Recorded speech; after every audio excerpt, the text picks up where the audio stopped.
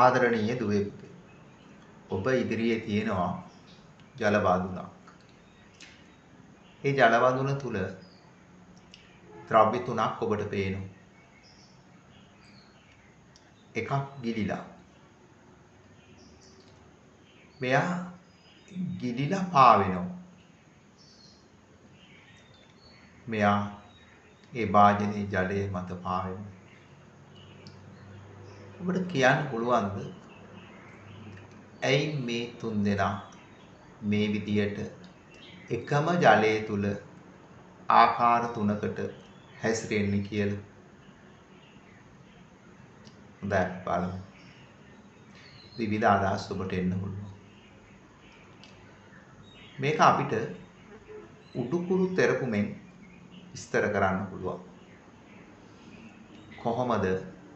ඔබ දන්නවා වස්තුවක් තරලයක් තුල ගිල්ලපුවාම ඒ තරලය මගින් වස්තුවේ ඉහළ අතට ඇති කරන බලය උඩුකුරු තෙරපුම කියලා. දැන් අපි මෙන්න මේ පහත තියෙන ගිලිලා තියෙන වස්තුව දිහා බලන්නකො. මෙයාට උනේ මොකක්ද? මෙයාගේ ස්වභාවය තමයි මෙයාගේ බර උඩුකුරු තෙරපුමට වඩා වැඩි. ඒ නිසා මොකද වෙන්නේ? උඩුකුරු තෙරපුමට වඩා වස්තුවේ බර වැඩි නම් ඒ වස්තුව තරලය තුල ගිලෙනවා. ජලය තුල ගිලෙනවා. දැන් මෙන්න මේ අවස්ථාවට යන්න. මේ ගිලි පාවේ. එතකොට එයාට මොකද උනේ? මේ වස්තුවේ බර මේ ජලයේ මගින් ඇති කරන උඩුකුරු තෙරපුමට සමාන වෙලා තියෙනවා. එතකොට වස්තුවේ බරයි උඩුකුරු තෙරපුමයි සමාන වුණාම මේ විදියට වස්තුවක් ගිලී පාවෙනවා. ඊළඟට බලන්න මේ වස්තුව මත පාවෙනවා. මෙලෙස මත පාවෙන්න හේතුව අපි පොඩ්ඩක් බලමු. මෙයා චුට්ටක් ඈත් කරලා මෙයා පොඩ්ඩක් ලං කරලා ගමු. ඔබට පේන්නේ. මේ බලන්න. මෙයා මත පාවෙනවා.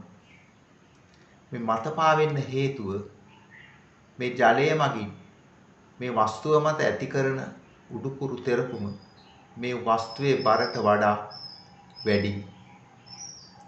ඒ කියන්නේ වස්තුවේ බර අඩුයි, උඩුකුරු තෙරපුම වැඩි.